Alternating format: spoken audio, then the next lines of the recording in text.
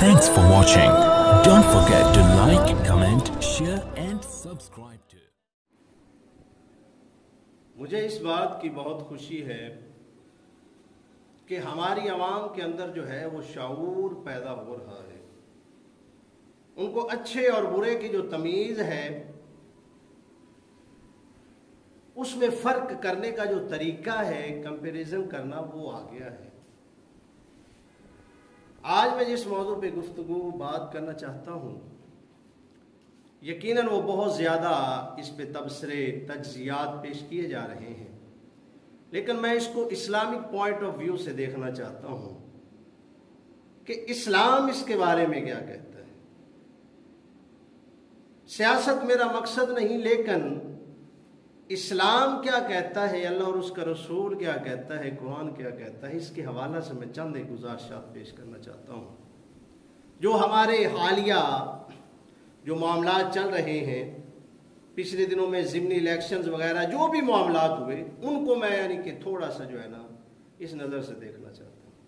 سب سے پہلے نمبر پر قرآن سے جو میں آیت پڑھنا چاہتا ہوں وہ ہے کہ اللہ رب العزت کے جب اس فرمان کو پڑھتے ہیں تو دل باغ باغ ہو جاتا ہے اور سمجھ میں آتا ہے کہ یہ اللہ کی طرف سے ہی ہو رہا ہوتا ہے. کیونکہ اللہ نے فرمایا قل اللہم مالک الملک تؤتی الملک من تشاء.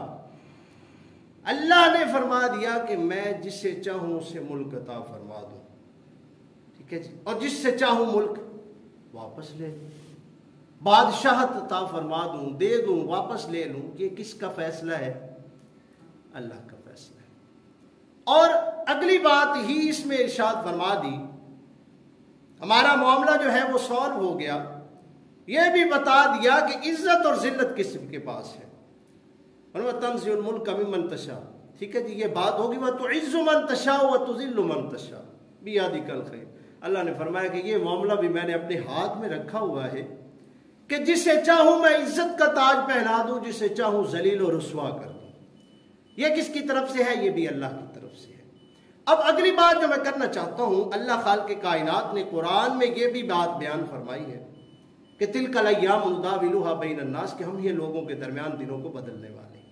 دن کو بدلتے ہیں، کبھی کوئی کبھی کوئی. دنوں کو بدلنے والی ذات کون سی ہے؟ وہ اللہ کی ہے. اور پھر یہ بھی بات ہے عوام کے حوالے سے میں کہنا چاہتا ہوں کہ ان اللہ لا یغیر ما بقوم حتی یغیر ما بانفسہم.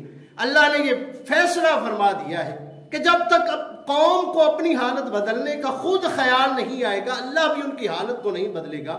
آج یہ دیکھ کر خوشی ہوئی کہ قوم کو اپنی حالت بدلنے کا جو طریقہ ہے وہ آتا جا رہا ہے. دوستو بھائی، یہ باتیں جو میں نے چند کی ہیں تو یہ یعنی کہ مبارکباد کے بھی مستحق ہیں لوگ کہ جن کو اس بات کی سمجھ آ گئی، شعور آ گیا، اور انہوں نے جو بھی انہوں نے ڈیسائیڈ کرنا تھا وہ کر لیا، اور ان کو پتہ چل گیا کہ ہمارے حق میں بہتر کیا ہے اور ہمارے لیے بہتر کیا نہیں ہے. اس لیے انہوں نے فیصلہ کیا، اور وہ فیصلہ واضح طور پر مجھے اور آپ کو نظر آ گیا.